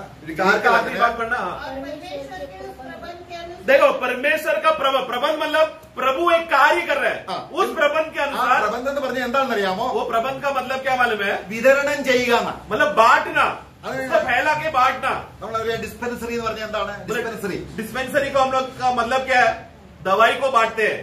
ആ പദമാണ് ഇവിടെ ഗ്രീക്കിൽ. तो वही शब्द मतलब कुछ बांटना, वो शब्द को हाँ। ग्रीक में लिखा है. അവിടെ dispensation of God's truth through faith എന്ന് പറഞ്ഞാൽ ദൈവത്തിന്റെ വിതരണം വിശ്വാസത്താൽ നല്ല മനസാക്ഷിയിലാണെന്നുള്ളത് അവരെ പറഞ്ഞ് മനസ്സിലാക്കും. അത് തർക്കവും വാദവും പോകുന്നത് വെറുതെയാണ്. फिर से पढ़ना 4 का आखिरी बात. और परमेश्वर के उस प्रबंध के अनुसार नहीं हाँ। जो विश्वास पर आधारित है. അപ്പൊ നമ്മൾ കണ്ടു എന്താണ് ഫെയ്ത്ത്. तो मतलब विश्वास के आधार पर है. प्रभु का सारा प्रबंध कैसा है, विश्वास के आधार पर है. परंतु उधर के लोग क्या थे, इधर उधर का कथा कहानी बोलकर उसमें झगड़ा कर फूट लाकर उस रीति में नहीं, लेकिन प्रभु ने जो विश्वास दिया है और जो कार्य जो हमारे अंदर किया उसको तो वचन को बांटते रहना. അവരെന്ത് ചെയ്തു? वो लोग ने क्या किया, നല്ല മനസാക്ഷി തള്ളിക്കളഞ്ഞു. ये लोग कौन थे जो तर्क करने आए थे, अच्छा विवेक को टुकराए हुए लोग थे. കർത്താവ് ഞങ്ങളോട് ഇടപെടുന്നത്, ഞങ്ങളെ റിപ്രൂവ് ചെയ്യുന്നത്, ശാസിക്കുന്നതൊന്നും ഞങ്ങൾക്ക് ഇഷ്ടമല്ല. प्रभु हमको आके डांट रहा है, प्रभु हमको ताड़ना दे रहा है, ये हमें पसंद नहीं. ഞങ്ങൾ അങ്ങോട്ട് കുറെ കാര്യങ്ങൾ ചെയ്യും. लेकिन हम प्रभु को कुछ बोलेंगे और हम कुछ अपने लिए कुछ सेवा करेंगे. അങ്ങനെയുള്ള വിശ്വാസികൾ സഭയിലുള്ളത് കൊണ്ട് इस प्रकार का विश्वासी मंडली में रहने की वजह से അവരെ കറക്റ്റ് ചെയ്യാൻ തീമോത്തിയോസിനെ ആക്കുകയാണ്. इस प्रकार के लोगों को सुधारने के लिए कि तुम लोग ऐसा ऐसा करना, उसको ऐसे इसके लिए तिमोथी को नियुक्त कर रहा है. അവിടെ അതിന്റെ 5ാം വാക്യം, 5वां वाक्य में, അവിടെ അദ്ദേഹത്തെ ആക്കിയതിന്റെ പ്രധാന ഉദ്ദേശം, और उधर उसको ठहराने के उद्देश्य देखो, പ്രധാനമായിട്ടുള്ള കാര്യങ്ങൾ പറയുകയാണ്. मूल्य बात बताया जा रहा है. आज्ञा का सारांश यह है हाँ। कि शुद्ध मन और अच्छे विवेक और कपट रहित विश्वास से प्रेम उत्पन्न हो. ഇവിടെ മനസ്സാക്ഷി വന്നോ? अच्छा विवेक, ഏതൊക്കെ കാര്യങ്ങൾ വേണം? क्या क्या बातें रहना चाहिए, ഏതൊക്കെ കാര്യം क्या ഇത് क्या है, തമ്മിൽ എങ്ങനെ റേറ്റ് ആയിരിക്കുന്നു? आज्ञा का उद्देश्य क्या है, शुद्ध मन, शुद्ध मन, अच्छे विवेक अच्छा विवेक, और कपट रहित कपट रहित विश्वास और प्रेम. ഇതെല്ലാം എവിടുന്ന് പ്രൊഡക്റ്റ് ആകുന്നു വരുന്നതാണ്? ये सब कहाँ से उत्पन्न हो रहा है, കർത്താവിൽ നിന്ന് വരുന്നതാണ്. ये सब प्रभु से आ रहा है, हमारे अंदर नहीं है. സ്നേഹ കർത്താവിൽ നിന്ന് വരണം, प्रेम प्रभु से आना है, വിശ്വാസം കർത്താവിൽ നിന്ന് വരണം. विश्वास प्रभु से आना है. പിന്നെ അവിടെ പറയുന്ന ഈ എല്ലാ കാര്യവും കർത്താവിൽ നിന്ന് വരണമെങ്കിൽ എന്തുണ്ടായിരിക്കണം? इसके लिए ये सब बातें अगर हमारे अंदर उत्पन्न होना है और प्रभु से आना है तो हमारे अंदर क्या होना चाहिए, एक शुद्ध विवेक, अच्छा विवेक. അപ്പൊ ശുദ്ധ മനസ്സാക്ഷി തള്ളിക്കളഞ്ഞാൽ तो शुद्ध विवेक को ही टुकड़ा दिया तो വിശ്വാസം പോയി, विश्वास चला जाएगा, സ്നേഹം വ്യാജമാണ്, प्रेम झूठा हो जाएगा, നമ്മൾ എന്താണ് വിയോജനം വ്യാജമാണ്. फिर हम लोग जो भी कर रहे हैं वो ढोंग हो जाएगा ना. പിന്നെ നമ്മൾ പറയും फिर हम बोलेंगे കർത്താവ് ഞങ്ങളെ അനുസരിക്കണം. प्रभु आप हमारा सुनना. ശുദ്ധ മനസ്സാക്ഷിയാണെങ്കിൽ, परंतु शुद्ध विवेक है तो യജമാൻ എന്ത് പറഞ്ഞു, ഓ കർത്താവെ ഞാൻ അനുസരിക്കും. हे मालिक आप जो बोलोगे मैं सुनने और करने तैयार हूँ. അതിന് സമയമൊന്നുമില്ല. उसके लिए समय देखने का जरूरत नहीं है. ശുദ്ധ മനസ്സാക്ഷിയാണെങ്കിൽ शुद्ध विवेक है तो ചിലപ്പോൾ രാത്രിയിൽ വിളിച്ചെഴുതേപ്പിക്ക് പ്രാർത്ഥിക്കാൻ പറയും. शायद रात को अंधेरा घेर रात को हम सोते समय प्रभु बुलाएगा, उठो प्रार्थना करो. അപ്പോൾ ശുദ്ധ മനസാക്ഷി ഇല്ലെങ്കിൽ പറയും शुद्ध विवेक नहीं है तो तभी क्या बोलेगा? കർത്താവ് ഇന്ന് പകൽ മുഴുവൻ യാത്ര ചെയ്തതാണ്, प्रभु आज पूरा दोपहर में यात्रा किया, ഒന്ന് ഉറങ്ങാനും സമ്മതിക്കത്തില്ല. आप थोड़ी देर मुझे सोने भी नहीं दे रहे हो. എന്നാൽ ശുദ്ധ മനസാക്ഷിയുള്ളവർ പറയത്തില്ല, लेकिन शुद्ध विवेक वाले लोग ऐसा कारण नहीं बोलेंगे, കർത്താവേ എന്നോട് സംസാരിച്ചതിന് സ്തോത്രം, हे प्रभु आपने मुझे इस छोटा आदमी से आप बात करने के लिए मन किया, उसके लिए धन्यवाद. ഞാൻ യജമാനെ സേവ ചെയ്യുകയാണ്. क्योंकि अपना मालिक का सेवा करने के लिए वो दास तैयार है, സമയത്തും അസമയത്തും समय हो या असमय हो, നമുക്ക് വിശ്രമേ ഇല്ല. हमको विश्राम नहीं है. സേവ ചെയ്യുന്നതാണ് വിശ്രമം. सेवा करना ही है सच्चा विश्राम. എത്ര അനുഗ്രഹമാണെന്ന് അറിയാമോ? कितना आशीषित बात है प्रियो. ഇതൊക്കെ നമുക്ക് സാധിക്കാത്തത് ये सब हमसे नहीं हो पा रहा നമുക്കൊരു നല്ല മനസ്സാക്കില്ലാത്തത്. क्योंकि एक अच्छा विवेक नहीं है उसके लिए. അതുകൊണ്ടാണ് നമ്മൾ വാർഫെയറിനോടുള്ള ബന്ധത്തിൽ इसलिए युद्ध का विषय में आते समय में എഫെസ്യ ലേഖനം അതിന്റെ തിമോത്തിയോസ് അതിന്റെ 4-ാം അധ്യായം तिमोथी का पुस्तक अध्याय 4 അതിന്റെ 1-2 വാക്യങ്ങൾ വായിക്കുമ്പോൾ उसका 1-2 जब हम पढ़ते हैं അവിടെ പ്രത്യേകമായിട്ടുള്ള ചില കാര്യങ്ങളുണ്ട്. वहां पर कुछ बातें कहता है. അവര് ചിലര് വെഗാബോണ്ട് അലഞ്ഞു നടക്കാനാണ് അവിടെ. कुछ लोग वहां पर भटक रहे हैं करके हम पढ़ते हैं. എന്ന് പറഞ്ഞാല് വാണ്ടറിങ്, ലീഡിങ് ടു എറർ, വെഗാബോൺ, എന്നിട്ട് ദുരാത്മാക്കളുടെ ഉപദേശം. ഇതൊക്കെയാണ് ഒരു നല്ല മനസാക്ഷി ഇല്ലെങ്കിൽ ലഭിക്കാൻ പോകുന്ന കാര്യങ്ങൾ. 4 का 1 को पढ़ना. परंतु आत्मा स्पष्टता से कहता है हाँ। कि आने वाले समय में कितने लोग भरमाने वाली आत्माओं हाँ। और दुष्ट आत्माओं की शिक्षाओं पर मन लगाकर विश्वास से भाग जाएंगे. हाँ, भाग जाएंगे मतलब क्या? वो लोग भटकते जैसा भटकते रहेंगे, जैसा कैन भटक रहा था वैसा भटकेंगे. ये कारण क्या है? वाक्य 2. यह उन झूठे मनुष्यों के कपट के कारण होगा हाँ। जिनका विवेक मानो जलते हुए लोहे से दगा. देखो उनका विवेक अशुद्ध हो गया, इसके लिए ऐसा हो रहा है. നമ്മളിവിടെ ചിന്തിക്കുന്ന വിശ്വാസം എങ്ങനെയുള്ള വിശ്വാസമാണ്? हमने यहाँ पर जो विश्वास के बारे में जो सोच रहे हैं वो किस प्रकार का विश्वास है? ശുദ്ധ മനസാക്ഷിയിൽ നിന്നും शुद्ध विवेक के द्वारा ഒരു സ്ട്രോങ് ഫെയ്ത്ത് ഉണ്ടാകുമ്പോൾ एक मजबूत बल वाला विश्वास, യജമാനനെ സേവിക്കുന്ന വിശ്വാസം. मतलब वो ऐसा विश्वास है कि वो हमेशा मालिक को सेवा करने के लिए तैयार है. അപ്പൊ അതുകൊണ്ട് മനസാക്ഷിയും നമ്മുടെ മനസാക്ഷിയും ഹോളി സ്പിരിറ്റും എത്ര റിലേറ്റഡ് ആയിരിക്കുന്നു എന്ന് നമുക്ക് നോക്കാം. इसके लिए हमारा विवेक और पवित्र आत्मा कितना जुड़ा हुआ है और कार्य करता है, ये बात हमें देखना है. നമ്മള് റോമലേഖനം 9-ാം അധ്യായം 1-ാം വാക്യം रोमियो 9 का 1 में हम पढ़ते हैं. ഇവിടെ പൗലോസ് ഒരു കാര്യം പറയുകയാണ്. पौलुस एक बात कहता है, എന്റെ മനസാക്ഷി എന്ത് പറയുന്നോ, എന്തെന്നെ ബോധ്യപ്പെടുത്തുന്നോ അത് ഹോളി സ്പിരിറ്റിന്റെ ബോധ്യപ്പെടുത്തലാണ്. मतलब मेरा विवेक मुझे जो भी बोध कराता है वो पवित्र आत्मा का बोध है करके उस मुकाम में पौलुस पहुंचा. 9 का 1 पढ़े. मैं मसीह में सच कहता हूँ, हाँ। मैं झूठ नहीं बोल रहा और मेरा विवेक भी पवित्र आत्मा में गवाही देता देखो है. मेरा विवेक पवित्र आत्मा में गवाही दे रहा है. ഓക്കെ, അവിടെ പറഞ്ഞ ട്രൂത്ത് കണ്ടോ? वहां पर एक सच देखो. ട്രൂത്ത് എവിടെയാണ്? നമ്മളിൽ सच किसमें है? हमारे अंदर. ട്രൂത്ത് എവിടെയാണ്? हमारे अंदर सत्य कहाँ पर है? വചനമാകുന്ന ട്രൂത്ത് എവിടെയാണ്? वचन बोलने वाला जो सत्य वचन जो सत्य है वो किधर है? അന്തർജ്ഞാനത്തിൽ. अंतर्ज्ञान में है. ആ അന്തർജ്ഞാനത്തിൽ നിന്നും उस अंतर्ज्ञान से ജ്ഞാനം एक ज्ञान प्रकट हो रहा है. നമ്മുടേതായിരിക്കുന്ന മനസാക്ഷിയിൽ വെളിപ്പെടുന്നു. हमारा विवेक में वो ज्ञान प्रकट हो रहा है. അപ്പോൾ നമ്മൾ അത് ഗ്രഹിക്കുന്നു. तब हम लोग ग्रहण करते हैं, उसको स्वीकारते हैं. അറിയുന്നത് മനുഷ്യന്റെ ആത്മാവ് കൊണ്ട്, और जान रहे हैं मनुष्य आत्मा के द्वारा, അത് അണ്ടർസ്റ്റാൻഡ് ചെയ്യുന്നത് നമ്മുടെ ഹൃദയം കൊണ്ട്. उसका समझ रहे हैं हम लोग अपना प्राण से. അപ്പൊ പരിശുദ്ധാത്മാവും നമ്മുടെ വിവേകവും അല്ലെങ്കിൽ നമ്മുടെ മനസാക്ഷിയും തമ്മിലുള്ള ബന്ധം കണ്ടോ? तो अभी पवित्र आत्मा और विवेक कितना जुड़ा हुआ है, देखो साथ में दोनों. उनका रिश्ते के बारे में समझते हैं आप. റോമലേഖനം 8-ാം അധ്യായം അതിലെ 15-16 വാക്യങ്ങൾ നമ്മൾ വായിക്കുമ്പോൾ നമ്മൾ എത്ര പേർക്ക് കർത്താവിൽ നിന്നും കേട്ടിട്ടുണ്ട്, കർത്താവ് സംസാരിച്ചിട്ടുണ്ട്, ദൈവത്തിന്റെ പരിശുദ്ധാത്മാവ് സാക്ഷ്യം പറഞ്ഞിട്ടുണ്ട് നമ്മുടെ ആത്മാവിനോട് അല്ലെങ്കിൽ മനസാക്ഷിയോടെ, നീ ദൈവത്തിന്റെ മോനാണെന്ന്, ദൈവത്തിന്റെ മകനാണെന്ന്. रोमियो का पुस्तक 8 के 14 के अनुसार हम में से कितना लोगों ने वहां पर कहता है कि आत्मा से चलाया जाने वाला वो परमेश्वर के बच्चे हैं. मतलब वो गवाही पवित्र आत्मा हमारे आत्मा में, हमारा आत्मा में मतलब कहां पर? विवेक में कह रहा है कि तू परमेश्वर का बेटा है करके कितना लोगों को सुनने हुआ है. അപ്പൊ ദൈവം ഒരു കാര്യം നമ്മളിൽ വെളിപ്പെടുത്തുന്നത് എവിടെയാണ്? तो इसके लिए सबसे पहला परमेश्वर वो विश्वासी के अंदर जब एक बात प्रकट करके देगा वो कहां पर रहेगा? आत्मा का विवेक में. അതുകൊണ്ട് എന്റെ ആടുകൾ इसलिए मेरे भेड़ എന്റെ ശബ്ദം കേൾക്കും. मेरा आवाज सुनेंगे. പക്ഷെ ഓഡിബിൾ ആയിട്ടുള്ള ശബ്ദമല്ല. परंतु ऐसा कान से बाहरी रीति से कान से सुन सकते वैसा आवाज नहीं. കർത്താവ് ഒരു ബോധം വരുത്തുകയാണ്. प्रभु हमको एक सुबोध देगा. നമുക്കറിയാം ആ പാപിനിയായ സ്ത്രീ हम जानते हैं वो पापनी स्त्री യോഹന്നാന്റെ സുവിശേഷം 8-ാം അധ്യായത്തിൽ യോഹന്ന का सुसमाचार 8वां अध्याय में എങ്ങനെയാണ് ഹോളി സ്പിരിറ്റ് ഒരു വ്യക്തിയെ പാപബോധമുള്ളവനാക്കി തീർക്കുന്നത്? वहां पर देखो, वहां पर पवित्र आत्मा लोगों के अंदर कैसा पाप का बोध दिलाता है करके हम पढ़ते हैं। അവിടെ കർത്താവ് സംസാരിക്കുകയാണ്. प्रभु बात कर रहा है। ആ കർത്താവ് സംസാരിച്ചപ്പോൾ प्रभु बात करते करते അവരുടെ മനസ്സാക്ഷിയിൽ അത് ബോധ്യം വന്നിട്ട് 8 का 9 पढ़े।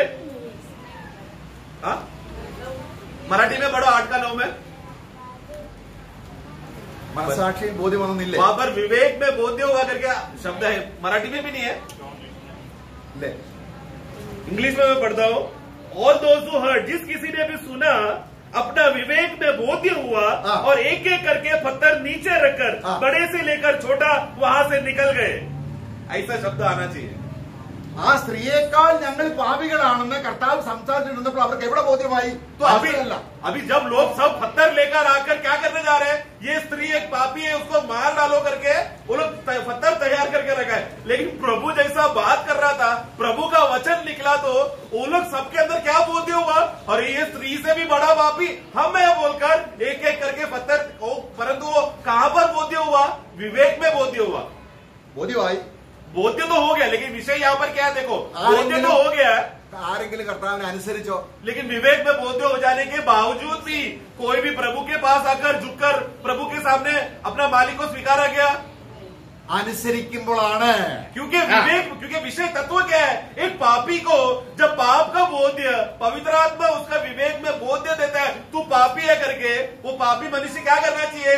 हाँ मैं पापी हूँ मानेगा, कोई यीशु अंदर प्रवेश करेगा। ഇതാണ് അനുസരണം. यही तो है आज्ञा का मानना। ഇങ്ങനെ കർത്താവ് നമ്മളെ തെറ്റ് കാണിച്ചു തരുമ്പോൾ इसलिए प्रभु जब हमारा गलती एक एक करके बताता है, ഉടനെ തന്നെ तुरंत ही അനുസരിക്കാൻ തയ്യാറായാൽ मानने को तैयार हो जाएंगे तो നമ്മുടെ ഹൃദയത്തിന്റെ അടുത്തിട്ടുള്ളതെല്ലാം എടുത്ത് പുറത്തു കളയും. तो हमारा हृदय में छुपा हुआ सब प्रकार का अंधकार की बातें अपना वचन का ज्योति से प्रकट करते रहेगा।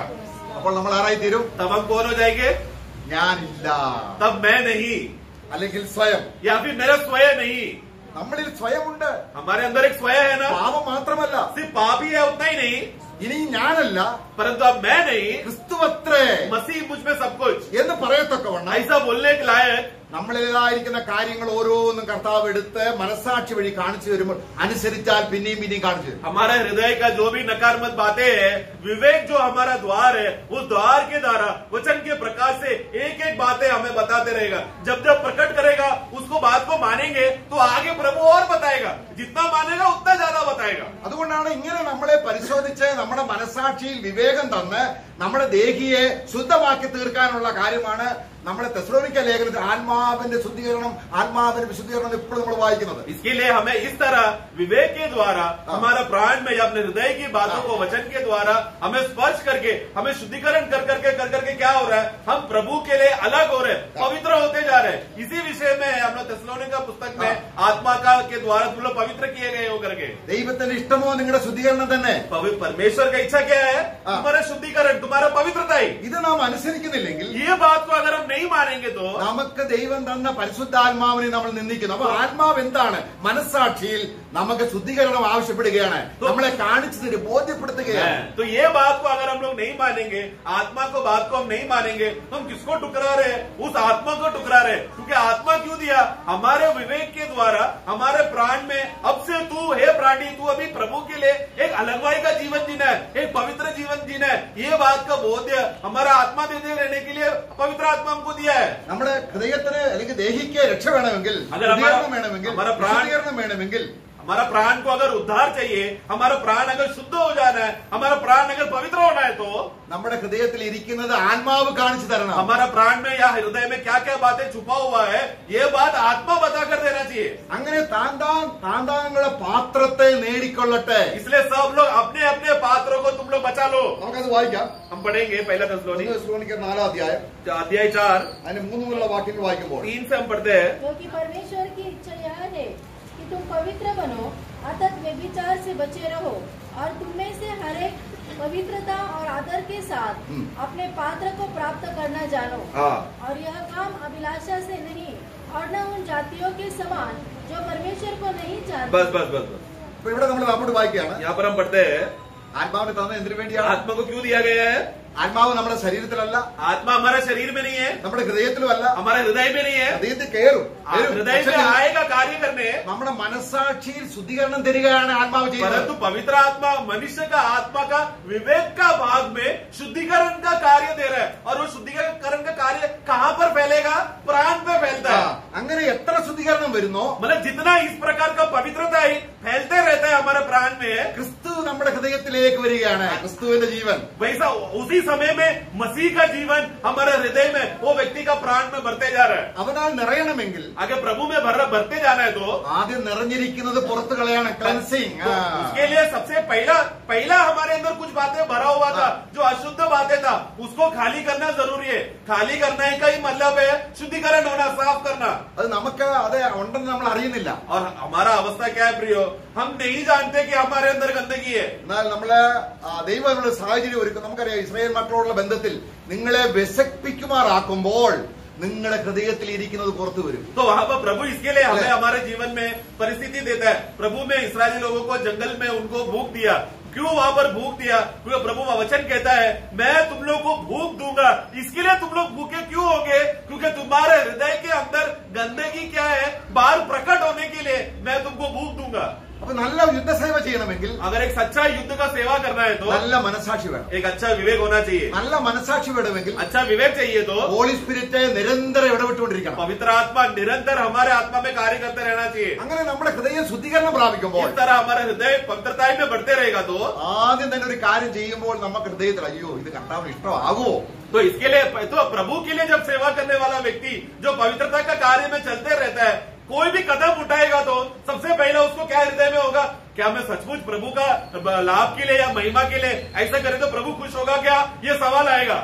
ഇനി कर्ताവിന് ഇഷ്ടം ചെയ്താൽ പോലും अभी जरा सोचो कि अभी एक व्यक्ति ने प्रभु को अच्छा प्रसन्न करने वाला काम किया है, तो भी നമുക്ക് കർത്താവിനോട് ചോദിക്കും, वो प्रभु को पूछेगा, എന്തെങ്കിലും കുറവുണ്ടോ കാണിച്ചു തരണം. प्रभु मैंने काम तो आपकी इच्छा के अनुसार किया, लेकिन कोई कमी है क्या?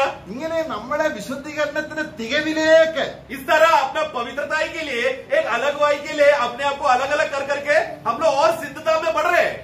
അവർക്ക് സ്വർഗത്തിൽ ചെല്ലുമ്പോൾ കിട്ടുന്ന മാന്യത എന്താണെന്നറിയാമോ? ऐसे विश्वासी लोग जिसने अपने आप को अलग वाई के लिए अलग किया, पवित्रताई के लिए अलग किया हुआ लोगों को, विश्वासी लोगों को स्वर्ग में मिलने वाला इज्जत और गौरव कितना बड़ा और श्रेष्ठ रहेगा। അങ്ങനെ കർത്താവ് ശിഷ്യന്മാരെ പറയാണ്, प्रभु चेले से कहते हैं, ഞാൻ നിങ്ങൾക്ക് വേണ്ടി എല്ലാം ക്രൂശ് ചെയ്തിട്ടുണ്ട്, मैं सब कुछ कर दिया है, പക്ഷെ ഞാൻ പോകുന്നത് നിങ്ങൾക്ക് നല്ലത്. परंतु मैं जाना तुम्हारे लिए लाभ है, ഞാൻ ഇരിക്കുന്നിടത്തോളം നിങ്ങൾ ശുദ്ധരാകത്തില്ല. क्योंकि जब तक मैं यहाँ पर रहूंगा तुम्हारे अंदर शुद्धिकरण का काम नहीं होगा।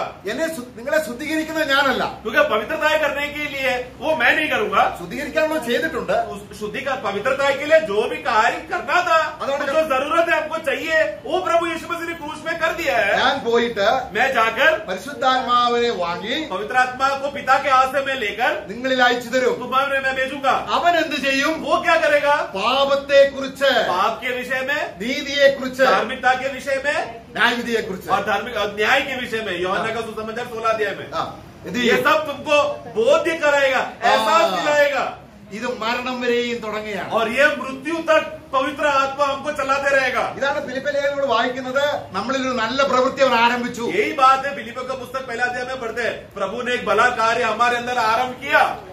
അപ്പോൾ കർത്താവ് യേശുവിൽ വിശ്വസിച്ചവരിൽ മാത്രമേ, इसलिए जो कोई भी प्रभु यीशु मसीह पे विश्वास करता है, അവരിലാണ് ആത്മാവ് വ്യാപരിക്കുന്നത്. उन्हीं के अंदर आत्मा काम करता है। അവരുടെ മനസാക്ഷിയിൽ, उनका विवेक में, അവരുടെ ഹൃദയത്തിൽ ഇരിക്കുന്നത് കാണിച്ചു കൊടുക്കും. उनका हृदय में, उनका प्राण में जो छुपी हुई बातों को आत्मा प्रकट करेगा। ആത്മാവ് അത് ബോധ്യമാക്കുമ്പോൾ, आत्मा जब एहसास करेगा, अरे हाँ ऐसा है करके जब समझ में आएगा, അതാണ് നമ്മൾ എഫെസ്യ ലേഖനത്തിൽ വായിക്കുന്നത്. एफिसों में हम पढ़ते हैं, നാം വെളിച്ചത്തിന്റെ മക്കളായി हम क्योंकि हम ज्योति के संतान हैं, കർത്താവിന്റെ ഇഷ്ടം ഇന്നതെന്ന് പരിശോധിച്ചുകൊണ്ട്, और वो क्यों प्रभु का इच्छा क्या है हम लोग जांच कर परख कर,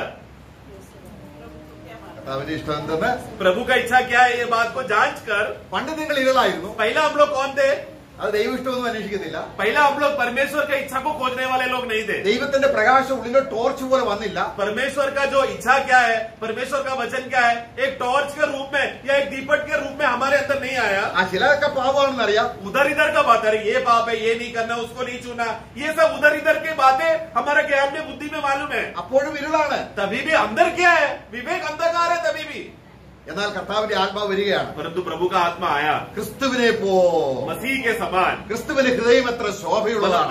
और वो बताने लगा मसीह कौन है, मसीह कितना चमक चमक से भरा हुआ है। ഇങ്ങനെ നമ്മളെ തികവിലേക്ക് കൊണ്ടുവരാൻ, इस तरह हमें सिद्धता में पहुंचाने के लिए അപ്പോൾ നമ്മുടെ മനസ്സാക്ഷി, അപ്പോൾ ഇങ്ങനെ നമ്മൾ ശുദ്ധീകരണം പ്രാപിക്കുമ്പോൾ इस तरह आत्मा के द्वारा एक पवित्रताई का चाल चलन में हो रहा है, ये शुद्धिकरण हो रहा है। ദൈവത്തിന്റെ സമാധാനം എവിടെ വസിക്കും? परमेश्वर का शांति कहाँ बसेगा?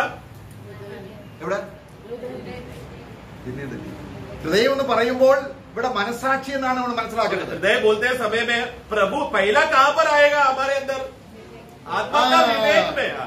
ആ വിവേകത്തിൽ വരാതെ നമ്മുടെ ഹൃദയത്തിൽ വരില്ല. जब तक वहां पर हृदय हमारा विवेक में आकर वो सिंहासन बनाना है, जब तक वहां पर आएगा नहीं, हमारा हृदय में कार्य नहीं करेगा। അപ്പൊ നമ്മൾ എബ്രായ ലേഖനം 9-ാം വാക്യത്തിൽ വായിക്കുമ്പോൾ इब्रानियों 9:9 में हम पढ़ते हैं, ആരാധനക്കാരന് ശുദ്ധി വരുമ്പോൾ അവന്റെ മനസ്സാക്ഷിയിൽ സമാധാനം വരും. आराधना करने वाला व्यक्ति जब शुद्ध हो जाएगा, उसमें उसका विवेक भी शुद्ध रहेगा। നമ്മള് സമയം കഴിഞ്ഞതുകൊണ്ട് ഞാൻ വേഗം പോവുകയാണ്. समय खत्म हो गया, इसके लिए मैं जल्दी जा रहा हूँ। അതുകൊണ്ട് അപ്പോൾ നമ്മുടെ ജീവിതത്തിൽ ഒരു സമാധാനം വേണമെങ്കിൽ हमारे जीवन में एक अच्छा शांति चाहिए तो അത് നമ്മുടെ മനസ്സാക്ഷിയിലാണ്. वो हमारा विवेक में पहला है। നമ്മുടെ സമാധാനത്തിനായുള്ള ശിക്ഷ, हमारा शांति के लिए जो दंड और सजा प्रभु यीशु मसीह ने खाया, ആ സമാധാനം എവിടെയാണ്?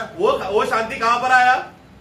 हमारा विवेक में, आत्मा में आया। അപ്പോൾ നമുക്ക് ലോകത്തിന്റെ ചില സമാധാനങ്ങളുണ്ട്. ആ മനസ്സിലുള്ള സമാധാനം അല്ല ഈ പറയുന്നത്. पर देखो, जब प्रभु का शांति हमारा आत्मा में आ रहा था, उसी समय में हमारे मन में संसार का 2-3 बातों का शांति मन में है।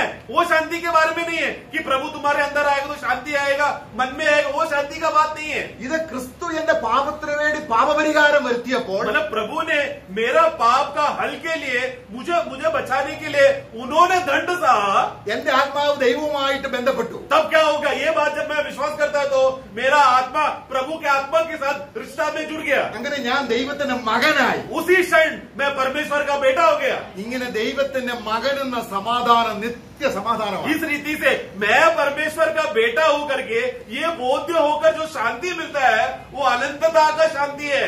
ആ സമാധാനം നഷ്ടപ്പെട്ടാൽ, ये शांति अगर खो बैठा तो ഇത് ചെയ്യണം, तो क्या करना है? വീണ്ടും മനസ്സാക്ഷി കഴുകി ശുദ്ധീകരിക്കണം. हमें विवेक को धोकर शुद्ध करना है। എങ്ങനെ കഴുകും? कैसा धोएंगे? കുഞ്ഞാട് ചിന്തിയ രക്തം. यीशु मसीह ने, मेमना ने जो लहू बहाया। നമുക്ക് റെവലേഷൻ 7-14 വാക്യം വായിക്കുമ്പോൾ प्रकाशित वाक्य 7:14 जब हम पढ़ते हैं, അവിടെ മഹോദരത്തിലൂടെ കടന്നു വരുന്ന ഒരു കൂട്ടം യഹൂദന്മാരുടെ കാര്യമാണ്, വിശ്വാസികളല്ല എങ്കിൽ പോലും. वहां पर महाक्लेश से कुछ यहूदी लोग थे जो महाक्लेश से बाहर आए। वो यहूदी लोग के बारे में, विश्वासियों के बारे में नहीं है, लेकिन एक तत्व समझने के लिए मैं वाक्य पढ़ा रहा हूँ। അവിടെ അവരെന്ത് ചെയ്തു? उधर क्या किया उन लोगों ने? അവരുടെ റോബ്സ്, അവരുടേതായിരിക്കുന്ന അങ്കി അലക്കി വെളുപ്പിച്ചു. उनका वस्त्रों को उन लोग ने धोकर शुद्ध किया। എങ്ങനെ ശുദ്ധരായി? कैसा धोकर शुद्ध किया? കുഞ്ഞാട് രക്തത്താൽ. मेमना का लहू के द्वारा। അപ്പൊ കുഞ്ഞാട് രക്തത്താൽ കഴുകൽ പ്രാപിക്കും തോറും तो जितना मेमना के लहू के द्वारा धुला जा रहा है, ദൈവത്തെ സേവിക്കാനുള്ള റെഡിനെസ് ആയി. उस जैसा धुलते जा रहा है, प्रभु का सेवा का तैयारी भी हमारे मन में होते रहेगा। നമുക്ക് വേദപുസ്തകം വായിക്കാനൊന്നും ഒരു താല്പര്യമില്ല. എന്താ കാര്യം? हमें वचन को पढ़ने के लिए कोई दिलचस्पी नहीं है। कारण क्या है? മനസാക്ഷി ദുർമനസാക്ഷി. विवेक क्या हो गया? दुष्ट विवेक हो गया है। എന്നാൽ ഈ മനസാക്ഷി परंतु ये विवेक को ക്രിസ്തുവിന്റെ രക്തത്താൽ കഴുകപ്പെടുമ്പോൾ, मसीह का लहू के द्वारा जब वो धुला जाएगा, നമ്മളെ കൈ കഴുകുമ്പോൾ എന്താണ് കാണിക്കുന്നത്? हम लोग हाथ धोते हैं, उसका मतलब क्या है? ആഹാരം കഴിക്കാൻ റെഡിയാണ്, मतलब मैं अभी खाना खाने के लिए मैं तैयार हूँ। അല്ലെ? हाथ धोना है मतलब मैं कुछ तो उसके बाद काम कर रहा हूँ, उसका तैयारी है हाथ धोना। അപ്പൊ ഞങ്ങള് ഒരു ഉദാഹരണം ഒരു മിനിറ്റ് കൂടെ ഒന്ന് പറഞ്ഞ് അവസാനിപ്പിക്കാം. നിങ്ങളൊരാള് നമ്മളെ ആഹാരത്തിന് വിളിച്ചു തരും, അപ്പോൾ ആഹാരത്തിന് വിളിച്ചു തരിക. उदाहरण के लिए अतुल बदर ने आप सबको खाना खाने के लिए बुलाया, उदाहरण है। അദ്ദേഹം പറഞ്ഞ് ആഹാരം എല്ലാം റെഡിയായി, उन्होंने अनाउंसमेंट करके बोला देखो खाना तैयार है, കൈ കഴുകിക്കോളാം പറഞ്ഞു. आओ हाथ धो लो। ഞാൻ കൈ കഴിയിട്ട് ഇവിടെ നിന്ന് ഇരിക്കുക. मैं तो हाथ धोकर बैठा हूँ। അപ്പൊ അദ്ദേഹം എന്നോട് ശരിക്കും കൈ കഴിയോ? तो उन्होंने मुझे आके पूछा कि आपने सही से हाथ धोया क्या, अच्छे से हाथ धोया क्या, സോപ്പിട്ട് കഴിയോ? सोप डाल के हाथ धोया क्या? ഇങ്ങനെ ഒരുപാട് ക്വസ്റ്റ്യൻ ചോദിച്ചാൽ എന്തിയായി? ऐसा बहुत सा सवाल अगर मुझे पूछा तो क्या होगा? हाँ, അപ്പൊ കുഞ്ഞാന്റെ രക്തത്താൽ കഴിയാ പിന്നെ ദൈവം എന്തിനു ചോദിക്കുമോ? परंतु मेमने का लहू को बार बार लेकर धोते रहेगा तो पिता परमेश्वर कुछ पूछेगा क्या? ഇല്ല, कभी नहीं। ഉടനെ ആഹാരം തരും. वो तुरंत खाना देगा। ഞാൻ എന്റെ ജനത്തിന് मैं मेरे लोगों को ആഹാരം കൊടുക്കുവാൻ खाना देने के लिए എന്റെ പിതാവിനാൽ मेरा पिता के द्वारा ഞാൻ മുദ്രയിട്ടിരിക്കുകയാണ്. मुझे छाप दिया गया है യോഹന്നാൻ 6 में। എന്നിട്ട് എന്തുകൊണ്ട് ആഹാരം ഇല്ലാത്തത്? फिर भी क्यों हम लोग भूखा है, खाना नहीं है? കൈ കഴുകുന്നില്ല, हाथ नहीं धो रहे, तैयारी नहीं कर रहे। തയ്യാറാകുന്നില്ല. विवेक शुद्ध नहीं तो खाना नहीं मिलेगा।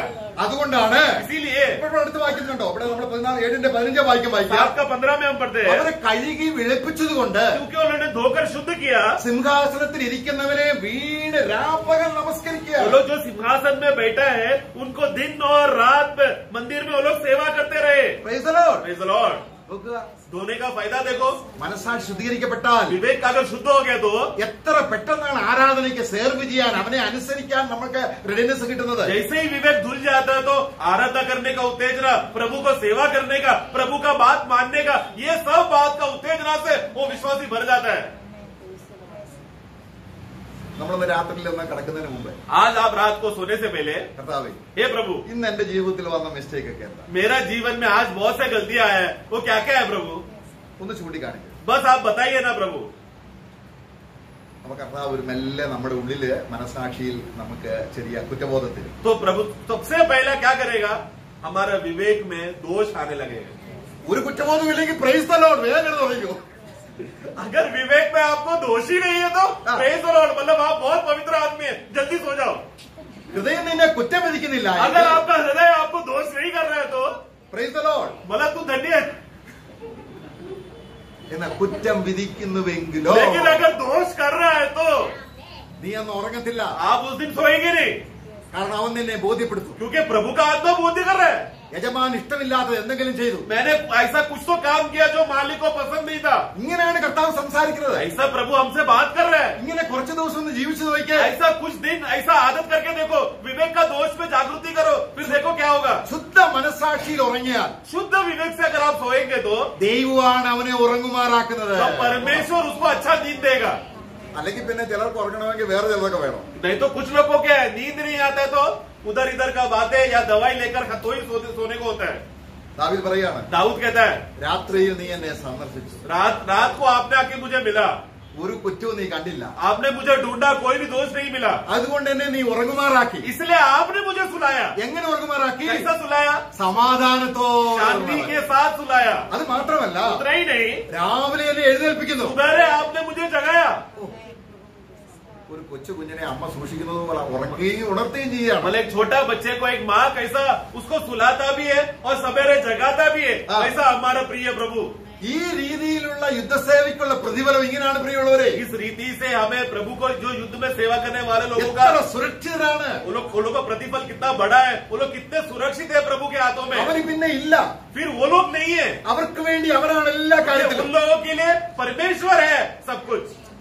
പക്ഷേ നീ സ്വന്തമായി നിന്റെ ജീവനകാര്യത്തിൽ ഇടപെട്ടാൽ, परंतु अपना जीवन को बचाने के लिए या अपने जीवन को कार्य करने के लिए अगर वो व्यक्ति खुद कार्य करेगा तो കിരീടം കിട്ടത്തില്ല. अगर प्राण को प्रेम किया तो उधर खोएगा, मतलब मुकुट खोएंगे हम लोग। നമ്മൾ കർത്താവിനെ അല്ല സേവിക്കുന്നതെങ്കിൽ പിന്നെ ആരെയാണ്? अगर हम प्रभु का सेवा नहीं कर रहे तो फिर किसका सेवा कर रहे हैं? ഇന്ന് രാത്രി കർത്താവിനോട് ചോദിക്കണം, ये सवाल आज रात को सोने से पहले पूछना। ഞാൻ നിന്നെ അല്ല എങ്കിൽ ആരെയാണ്? हे प्रभु, अगर मैंने आज पूरा दिन आपका सेवा नहीं किया, मतलब मैंने किसका सेवा किया? നമ്മുടെ മനസ്സാക്ഷി ഒന്ന് വെളിപ്പെടുത്തി തന്നാൽ हे प्रभु, एक बार मेरा विवेक में आप मुझे प्रकट करके दो। കർത്താവ് സംസാരിക്കുന്നവരാകട്ടെ. हम लोग ऐसे लोग बने जहाँ पर प्रभु हमसे बात करने वाले लोग, हमें एक आदत हो जाए प्रभु हमसे बात कर रहे करके। പട ചേർത്തവനെ, जो युद्ध में जो फौज में जुड़ गया, പടയിൽ ചേരാൻ എന്നെ എൻറോൾ ചെയ്ത ലിസ്റ്റിൽ എന്നെ ഉൾപ്പെടുത്തിയവനെ സേവിക്കുന്നു. तो वो व्यक्ति क्या करेगा? जिस व्यक्ति ने मुझे फौज में लिया या उस बटालियन फोर्स में मुझे जोड़ने के लिए मेरा कमांडर कौन है, उसको मैं कैसा सेवा करूं, ये वो देखेगा। അവനെ യുദ്ധസേവ ചെയ്യുമ്പോൾ तो जब ऐसा युद्ध सेवा करते समय में നിന്റെ ഉറക്കം വരെയും സ്വർഗത്തിലെ സൈന്യം കൊണ്ട് സുരക്ഷിതമായിരിക്കും. वो व्यक्ति का नींद भी स्वर्गीय सेनाओं से प्रभु उसका नींद को हिफाजत करेगा। അല്ലെങ്കിൽ പിന്നെ ഈ ഫാൻ ഇനി തലേ വീഴുമെന്ന് വിചാരിച്ച് പേടിച്ചായിരിക്കും ഉറങ്ങും. नहीं तो लोग क्या डर जाते हैं, आज रात को मैं सोएगा तो फैन मेरे ऊपर गिरेगा कि नहीं, ऐसा डर के सोते हैं। ആകെ ഭയമാണ്, मतलब पूरा डर रहे, ഒരു സമാധാനവുമില്ല. कोई शांति नहीं, ആരെയാണ് സേവിക്കുന്നത്? क्योंकि किसका सेवा कर रहे हैं? പേരിൽ കർത്താവിന്, नाम के लिए यीशु बोल रहे हैं, പക്ഷേ വേറെ ആർക്കെല്ലോ സേവ പോകുന്നു. लेकिन वो प्रभु को किसी और प्रभु को प्रभुत्व देकर उसका सेवा हो रहा है. കാരണം സമാധാനം ഇല്ലാത്ത ഒരാളെ സേവിക്കുന്നതുകൊണ്ടാണ് ഇവർക്ക് സമാധാനം ഇല്ലാത്തത്. क्योंकि अगर एक व्यक्ति एक अशांत व्यक्ति का सेवा करेगा तो हाँ। उसी अशांत व्यक्ति का अशांति विश्वास उस व्यक्ति के अंदर आएगा. अब क्योंकि हम- इसीलिए हम लोग अशांत है. മനസ്സാക്ഷി ശുദ്ധമല്ലെങ്കിൽ अगर विवेक अशुद्ध है तो, നമ്മൾ വെഗാവുകൊണ്ട് അലയുന്നവരായി തീർക്കും. अगर विवेक अगर अगर हम- शांत नहीं है तो हाँ। हम लोग उधर इधर भटकने वाले लोग बन जाएंगे. നമ്മളെ കർത്താവ് വിളിച്ചെന്തിനാണ്? प्रभु ने हमें क्यों बुलाया? നല്ല യുദ്ധസേവ ചെയ്യാം. एक अच्छा युद्ध सेवा करे. കർത്താവ് നമ്മെ സഹായിക്കും. प्रभु हम सबको सहायता करे.